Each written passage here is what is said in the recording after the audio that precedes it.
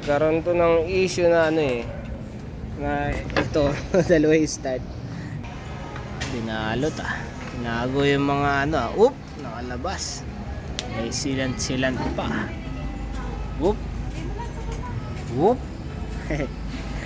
video ko muna to para meron tayong reference ano.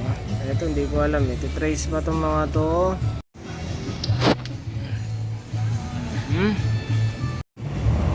Yan, original setup na ulit dito sa fan. Ito naman, itong busina tsaka yan. Ito na nga, nasusunog-sunog na nga oh. Putik. Yan oh, putik. Pakita lang natin yung setup. Aha. Siyempre magulo pa rin kasi pina-repair lang eh. Binalik ko lang yung balot pero yun yung stock na ano eh, na harness.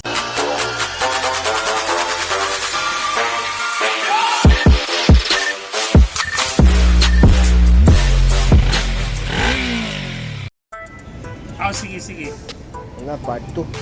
Tawagan mo ako, Toldo, para makausap mo yung guard. Ang laki.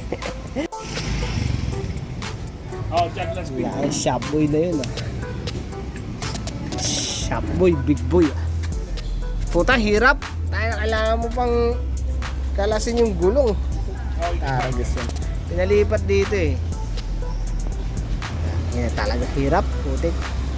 So, gumawa pa ako ng ganito angle bar na tinabas-tabas yan para pwesto dito, tapos binutasan ko yan eh, bubutasan to yan, binutasan ko yan, tapos nilagyan ng thread yan, para may screw ang putya, tapos binutas ko doon para doon dumaan yung wire. Putik, ang hirap Papers. Nyaw. Kahapon lang, maayos ka. Buset. Shit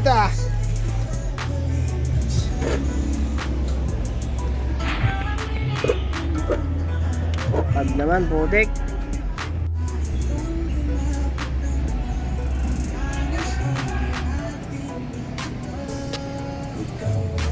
Ito, mga pamalit na jets. Tsaka yan, papalitan. Nakalimutan ko na mag-video. Asa na yung video natin? Spot lagas na iba. Parang piling uhaw Ayan. Basa-basa ano.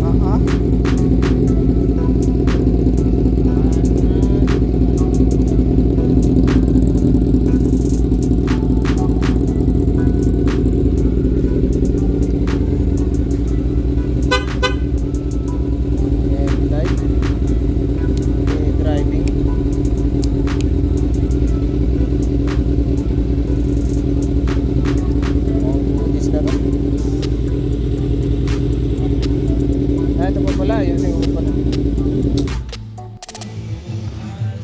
Masampay po sa dito. Nakatanggal talaga ng gandang lalaki itong mga diskarte dito. Andito yung start eh. So, dito yung start. So, ibig sabihin ito yun. Tapos yung wire na kinunan doon galing sa likod. Ang putik talaga. Ano ba yan? Last video na, pucha. Pagod. Busit. Nirepair ko na lang.